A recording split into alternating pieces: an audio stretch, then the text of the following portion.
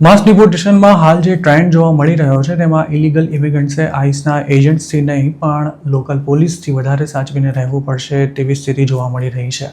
Florida સહિતના Republican સ્ટેટ્સમાં ice દ્વારા કરાતી રેડ તેમજ ઇલીગલ ઇમિગ્રન્ટ્સની ધરપકડોનો આંકડો ઘટી રહ્યો છે, પણ ડિટેન્શન સેન્ટર્સમાં બંધ લોકોની સંખ્યા વધી રહી છે અને DHSના સેક્રેટરીનું માનીએ તો રોજના 3,000 લોકોને ડિપોર્ટ પણ કરવામાં આવી રહ્યા છે.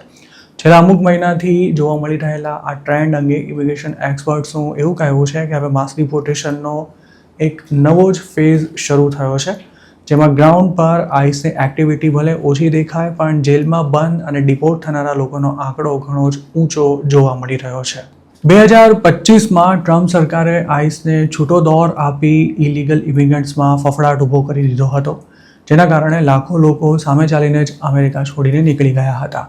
જોકે ત્યારબાદ પણ જેમણે અમેરિકા નથી છોડ્યું તેમને હવે આઈસનો જરાય ડર નથી તે સ્પષ્ટ થઈ ગયું છે. આ ઉપરાંત આઈસની કાર્યવાહી સામે પણ વિરોધ થતાં સરકારને પોતાનું વલણ ઢીલું કરવાની ફરજ પડી હતી. તેવામાં હવે માસ ડિપોર્ટેશનના નવા ફેઝમાં અને તેમાંય ખાસ તો રિપબ્લિકન સ્ટેટ્સમાં આઈસ કરતાં લોકલ પોલીસ વધારે એક્ટિવ થઈ હોય તેવી સ્થિતિ જોવા મળી રહી છે. ફ્લોરિડાની જ વાત કરીએ તો એક રિપોર્ટ અનુસાર છેલ્લા 3 મહિનામાં આઈસ દ્વારા કરાતી ધરપકડોનો આંકડો ઘટી રહ્યો હોવા છતાં પણ જેલમાં બંધ એલિયન્સની સંખ્યા સતત ઊંચી રહી છે. આ અંગે ઇમિગ્રેશન એટર્નીઝનું એવું કહેવું છે કે ટ્રાફિક અંગેના મામલામાં અટકાવાયેલા અનડોક્યુમેન્ટેડ લોકોને પકડીને બારોબાર તેમની કસ્ટડી ઇમિગ્રેશન ઓથોરિટીને સોંપવામાં આવી રહી હોય તેવા કેસ સતત વધી રહ્યા છે. ક્રિસ્ટીનોમ DHSના સેક્રેટરી હતા ત્યારે વોરંટ વિના પણ મોટી સંખ્યામાં ઇલીગલ ઇમિગ્રન્ટ્સની ધરપકડ કરવામાં આવતી હતી.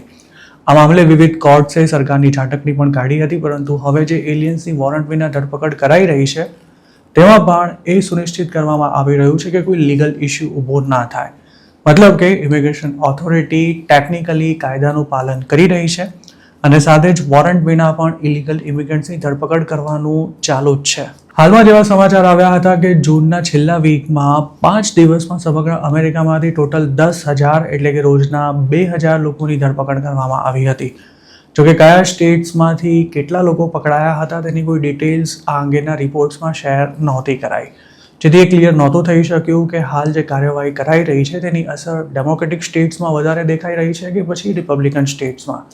જોકે ઇમિગ્રેશન એટર્નીઝ પાસે હાલ જે પ્રકારના કેસીસ આવી રહ્યા છે તેનાથી એ વાતનો અંદેશો ચોક્કસ મળી રહ્યો છે કે રિપબ્લિકન સ્ટેટ્સમાં લોકલ પોલીસ મારફતે ઇમિગ્રેશન એન્ફોર્સમેન્ટ થઈ રહ્યું છે, જ્યારે ડેમોક્રેટિક સ્ટેટ્સમાં સંભવતઃ આઈસના એજન્ટ્સે મોરચો સંભાળ્યો છે.